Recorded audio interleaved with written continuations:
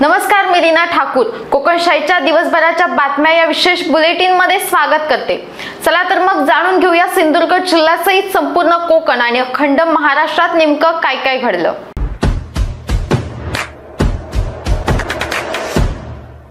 कोकणात सध्या मुसळधार पाऊस सुरू आहे, त्यामुळे आज कोकणातील रायगड आणि रत्नागिरी या जिल्ह्यात पावसाचा रेड अलर्ट जारी करण्यात आलाय।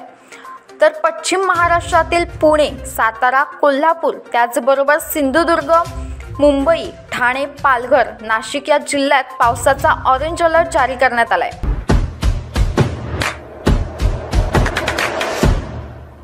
राजापूर शहरातील मुख्य रस्त्यावरील नामांकित इलेक्ट्रॉनिक्सला मध्यरात्री भीषण आग लागली। बुधवारी मध्यरात्री ही आग लागली। अचानक लागलेल्या या आगीत पवार इलेक्ट्रॉनिक्स आणि शेजारील दुकान भर पावसामध्ये जळून खाक झाले।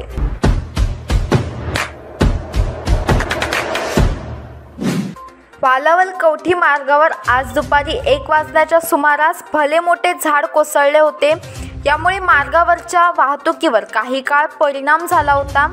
तेथील ग्रामस्थांच्या मदतीने रस्त्यावरील कोसळलेले झाड मशीनच्या सहाय्याने तोडून रस्त्याच्या बाजूला करण्यात आले।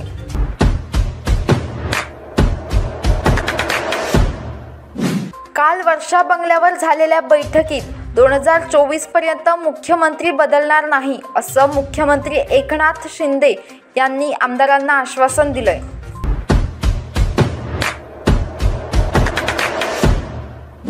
कणकवली ते किर्लोस गाडीच्या नियमित 3 फेऱ्या बंद असल्याने विद्यार्थी व नागरिकांची गैरसोय होत होती।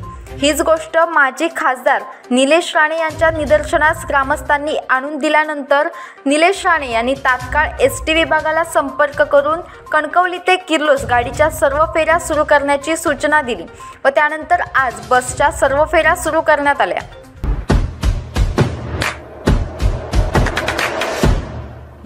पुण्यातील तळेगाव येथील DY पाटील महाविद्यालयात ख्रिश्चन प्रार्थना घेतली जाते असा आरोप करत बजरंग दलाच्या कार्यकर्त्यांनी कॉलेजच्या प्राचार्यांना मारहाण केली।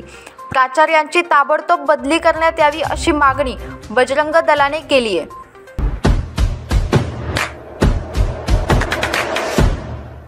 सिंधुदुर्ग शासकीय वैद्यकीय महाविद्यालयात MBBS कोर्सच्या 3ऱ्या बॅचसाठी वैद्यकीय मूल्यमापन आणि रेटिंग मंडळाने व नॅशनल मेडिकल कमिशनने मंजुरी दिली आहे। 2023 ते 2024 या शैक्षणिक वर्षात 100 विद्यार्थ्यांची ही बॅच असणार आहे।